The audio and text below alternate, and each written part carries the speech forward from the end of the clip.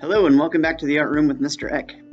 Today we're going to be practicing a drawing skill instead of learning an art project. And the drawing skill we're going to learn is how to build up a pencil drawing from basic shapes. That way you understand how to look at something, break it down into basic shapes, and then draw that on your paper. And after you build it up from basic shapes to look like whatever you want it to look like, then you need to know how to shade it. So we're going to learn how to do shading with pencils today as well, and that will lead us into future art projects. So let's go ahead and get started. I have looked up a picture of a tree frog because they're very cute. So that's what I will be drawing. When it's your turn, you can spend, I don't know, maybe try not to spend more than 5 minutes, but find a picture of some kind of an animal that you would like to draw, and you're going to do the same process that I'm about to show you now. So let's get started.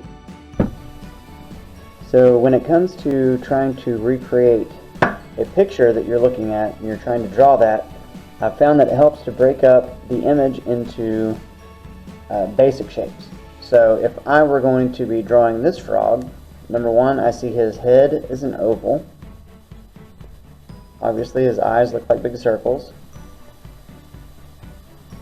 His arms are kind of like tube shapes, as are his fingers. Call these ovals or cylinders or whatever you want to call them. Just basic shapes. His knees are kind of like ovals. Lots of ovals on frogs apparently. I would just draw these ovals and try to get them the right size compared to each other, and then draw out some simple lines for his background, which is pretty easy.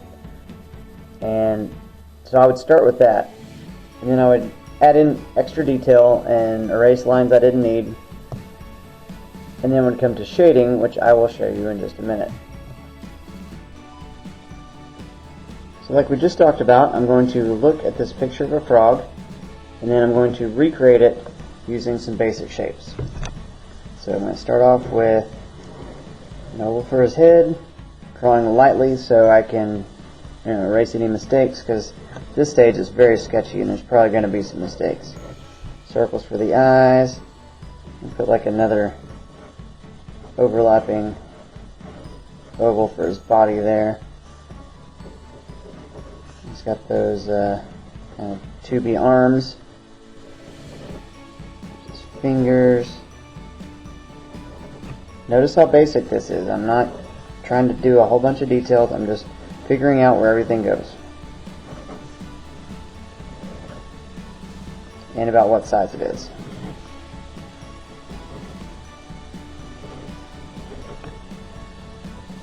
There's toes over there, and then the stick he's on.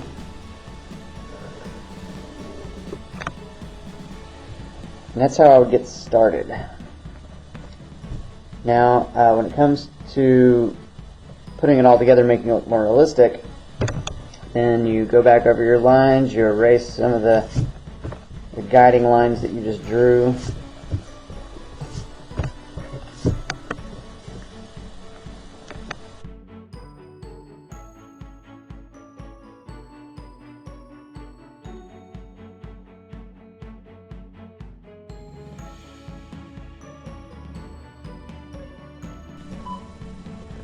Alright, now that we've looked at how to build the drawing using basic shapes, now we need to talk about shading with a pencil.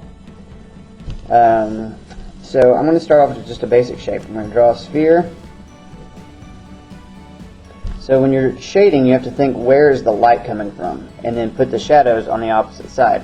So in this case, I'm going to say the light is coming from the upper right. So the sun, the lights, whatever the light source is. So that means this side of the sphere would be highlighted and this side would be darker, and the shadow would be on the opposite side from the light. So I'm going to go ahead and draw an oval like this. So that's where the shadow is going to be. And when you're shading, you start lightly and then you can add more and more and more as you need. So I'm going to lightly go back and forth with my pencil and shade half, maybe a little more than half of the sphere. And I'm going to make it kind of curved. It doesn't need to, I mean, the curve shows the shape of the ball. So you have to think about the shape of whatever it is you're shading. Notice how lightly I'm shading. You can always add more, and you can take away, but if you shade as hard as you can with a pencil, it's a lot harder to take it away than if it's light. So then I'm going to do another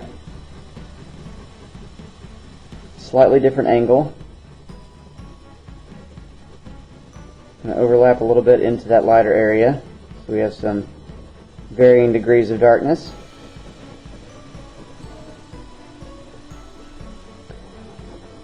Now usually there will be some kind of a secondary light source that would be coming from somewhere over here.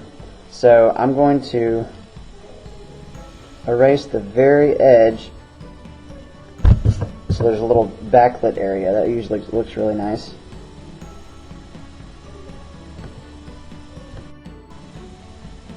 Then I'm going to come back darker. See how I'm adding layers of darkness? That way it's not just black and white. It needs to be varying degrees of darkness. That also is called value. The value is the lightness or darkness of an artwork.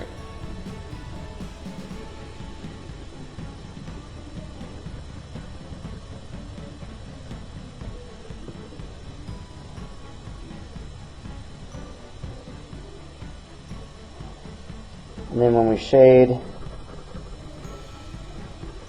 our shadow, it needs to be darkest right underneath the sphere and then get lighter as it goes away. You ever notice that when you're outside next time? Take a look at your shadow. It's darkest near your feet, and then as it goes away, it usually gets lighter. It depends on the angle of the sun and how bright it is, but usually that's how it goes.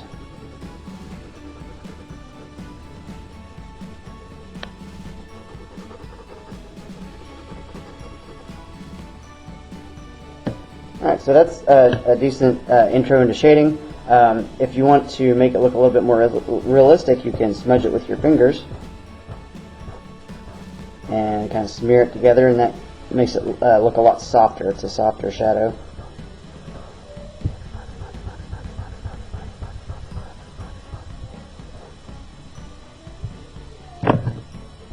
You just clean it up with your eraser. My eraser is breaking, so that's good. That was sarcasm.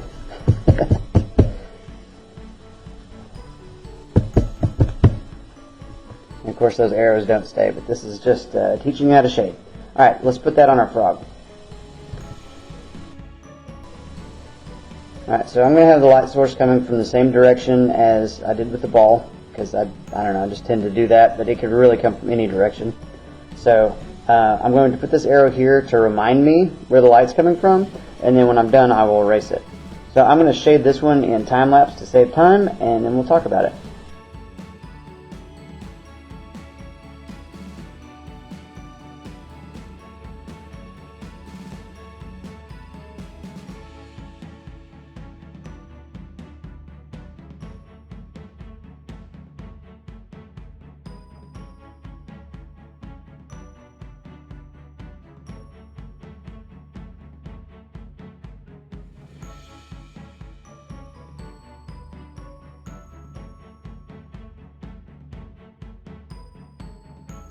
So here is my finished realistic frog that I used by building up basic shapes and using the shading techniques that we talked about today.